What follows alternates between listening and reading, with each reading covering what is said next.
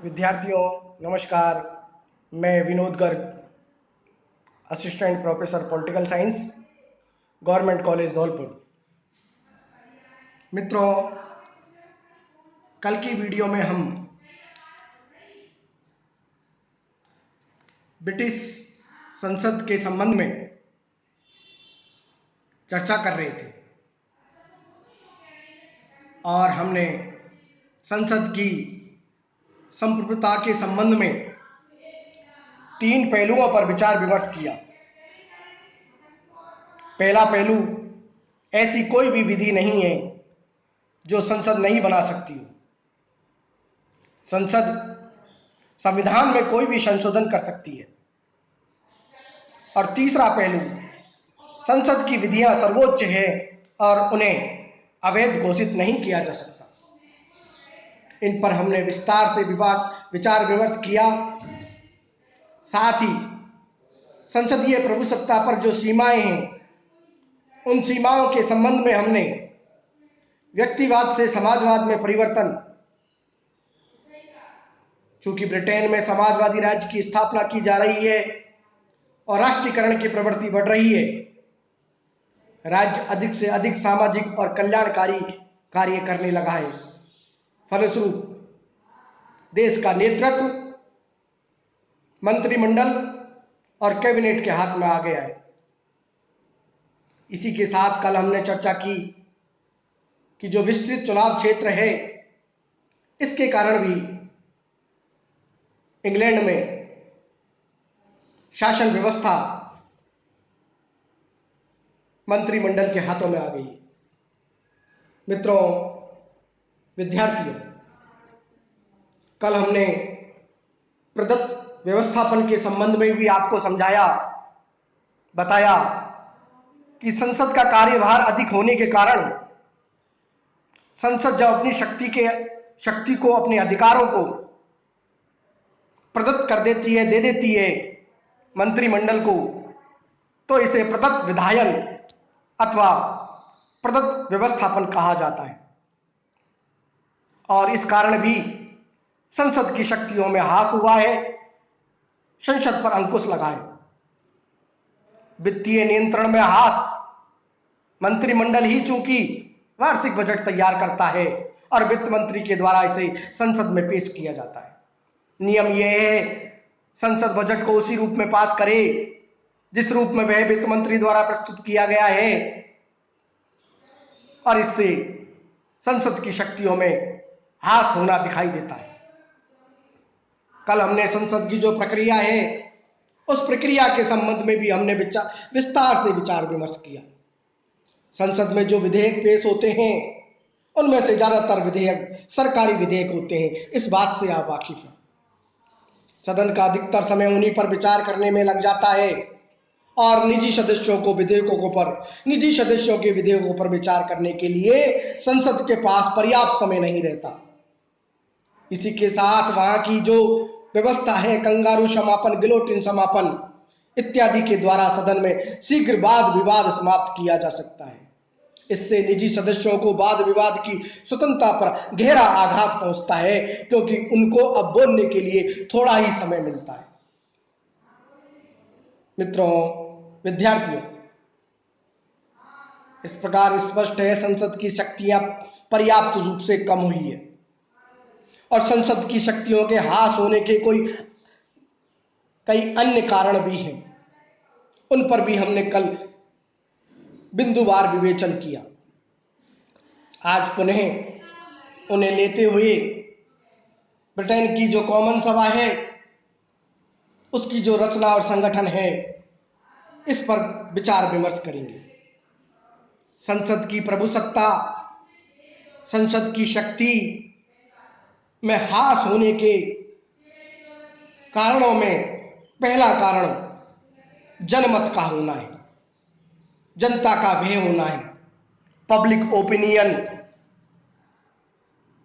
चूंकि आप सभी को विदित है, संसद का जो निम्न सदन है, लोकप्रिय सदन है, भारत की तरह ही ब्रिटेन में कॉमन सभा जनता द्वारा प्रत्यक्ष रूप से निर्वाचित होता है और ऐसी स्थिति में इसके द्वारा जनमत के विरुद्ध किसी भी प्रकार के नियम विधि के निर्माण का साहस भी नहीं किया जा सकता, क्योंकि उन्हें जनता के जन मत के उल्लंघन का भय होने का डर रहता है। मित्रों, विद्यार्थियों, कल की वीडियो में हमने नैतिक बंधन के बारे में भी चर्चा की। संसद अपने वैधानिक संप्रभुता के बावजूद ऐसा कोई कानून नहीं बना सकती जो नैतिक मान्यताओं के प्रतिकूल हो। नैतिक मर्यादा, आदर्श मूल्य निश्चित रूप से संसद पर सीमाएं बांधते हैं। तीसरा, परंपराएं। विदित है आपको, ब्रिटिश राज व्यवस्था में परंपराओं का चूंकि महत्वपूर्ण स्थान है और संसद द्वारा ऐसा कोई कानून नहीं बनाया जा सकता, ऐसी कोई विधि का निर्माण नहीं किया जा सकता जो सुस्थापित परंपराओं के प्रतिकूल हो। यदि ऐसा किया गया तो जनता संसद के विरुद्ध हो जाएगी, संसद के खिलाफ हो जाएगी। यदि किसी परंपरा की उपयोगिता समाप्त हो जाती है, तभी संसद कानून द्वारा उसे बदल सकता है। मित्रों, विद्यार्थियों, इसी के साथ अगला बिंदु संसद की शक्तियों में ह्रास होने के कारणों में विधि के शासन का होना है, कानून के शासन का होना है। ब्रिटिश संसद कानून के शासन का उल्लंघन नहीं कर सकती। यदि संसद विधि के शासन का उल्लंघन करती है, जो ब्रिटिश शासन पद्धति का मूल आधार है, तो गंभीर जन प्रतिक्रिया होगी। इस बात से भी आप वाकिफ हैं। इसके अलावा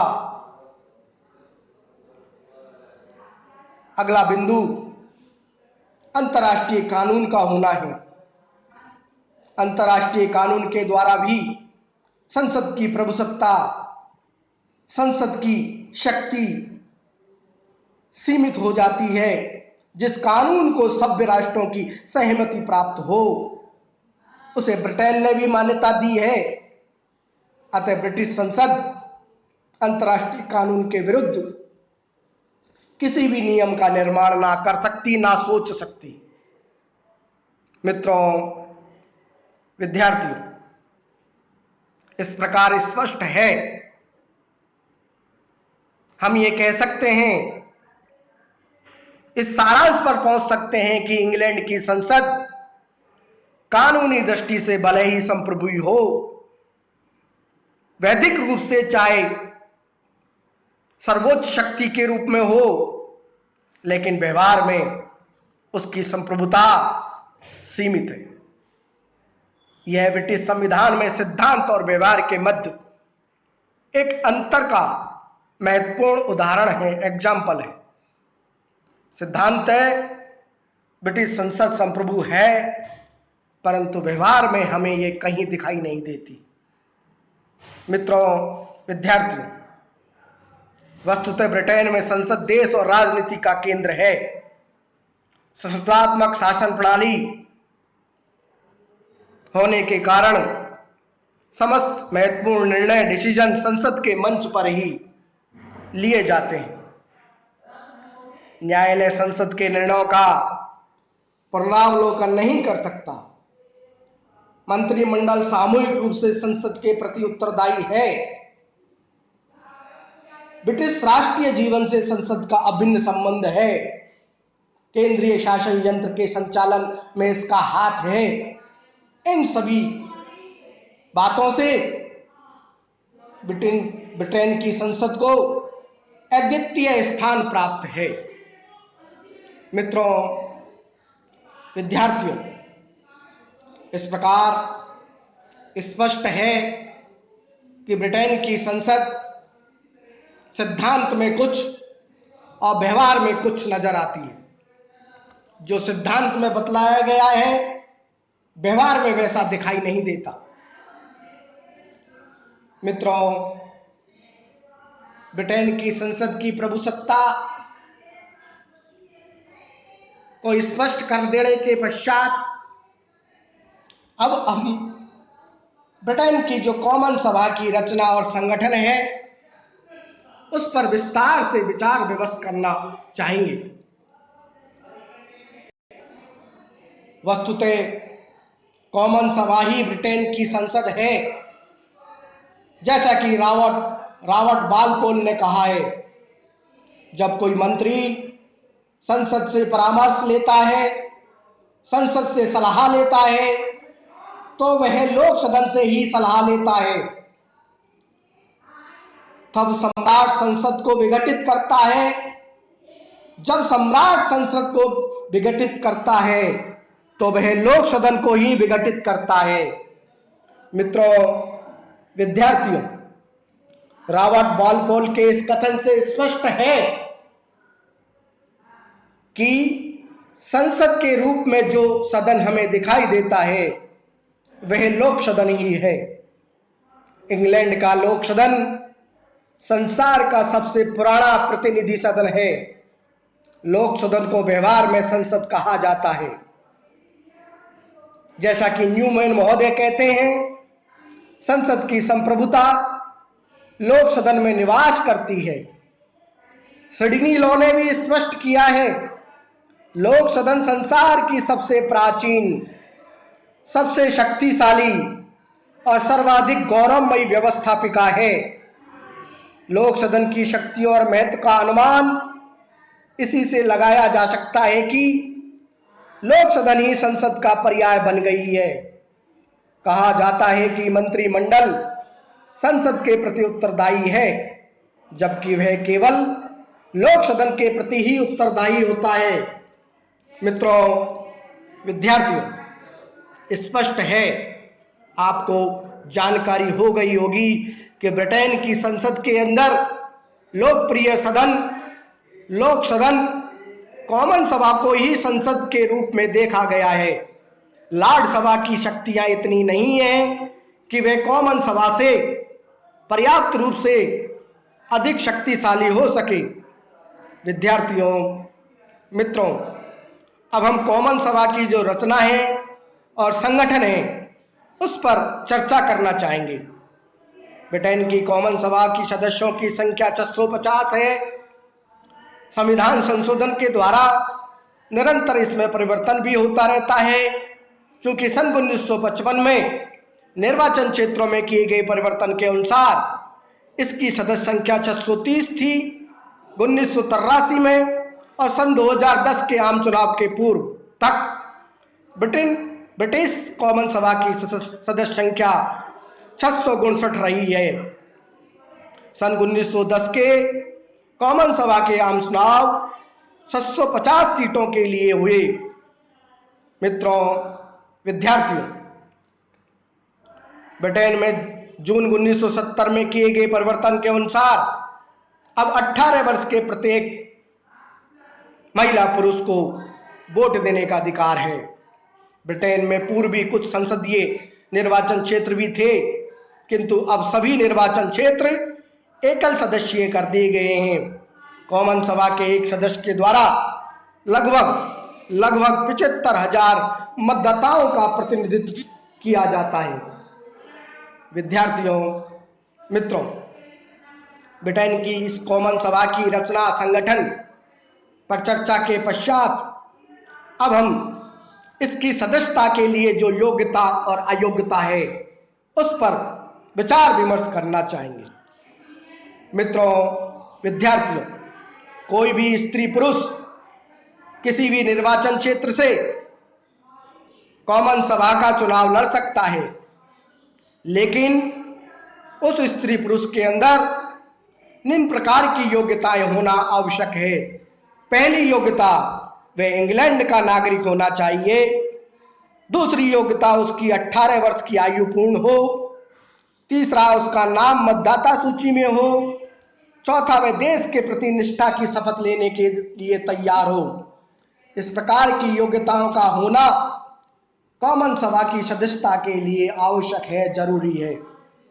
मित्रों, विद्यार्थियों, इसी प्रकार लोक सदन के सदस्य ऐसे व्यक्ति नहीं बन सकते जो व्यक्ति लॉर्ड सभा का सदस्य हो।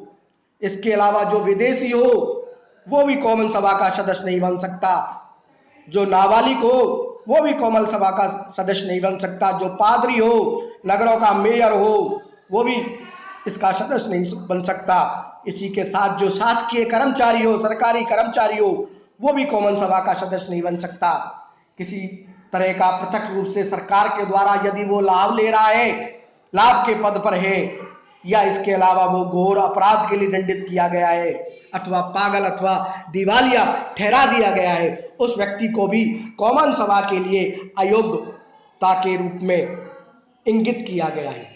मित्रों, विद्यार्थियों, इस प्रकार आज की वीडियो में हमने पूर्व में की गई ब्रिटिश संसद की प्रभुसत्ता पर पुनरावलोकन किया और ब्रिटेन की जो कॉमन सभा है उसकी रचना और संगठन के साथ इसकी सदस्यता की योग्यता और अयोग्यता पर विस्तार से विचार विमर्श किया। कल की वीडियो में हम ब्रिटेन की जो कॉमन सभा है उसका जो कार्यकाल है, उसके सदस्यों के जो विशेषाधिकार हैं, सदन का जो अधिवेशन है और कॉमन सभा की जो शक्ति और कार्य हैं उस पर विचार विमर्श करेंगे। तब तक के लिए धन्यवाद।